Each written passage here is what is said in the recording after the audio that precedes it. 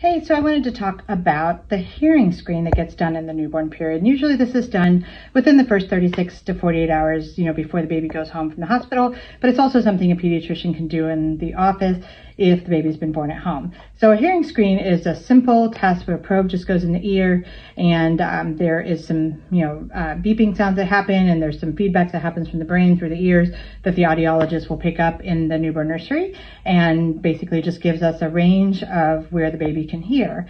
And picking up hearing at a really early age gives us the opportunity to intervene, make sure that if there's any hearing loss that the baby's, having that corrected, and then we don't get any speech delays and any other hearing concerns down the road. So in our office, we actually have what's called an otoacoustic hearing screener. It's by Welch Allyn, and this actually has a probe that looks like this, and this is what goes in the baby's ear, attaches to that machine that I just showed you, and we turn on the machine, and with the probe in the ear, the baby's just laying there listening, and there's some feedback that comes into the machine. It screens about 5 or 6 decibels, mostly through the speech range, and we get a feedback of pass or refer. And if we keep getting consistently a refer, we'll send the baby on to an audiologist to do a full hearing screen, make sure we're not missing something. If we get a pass in both ears, then we are good to go.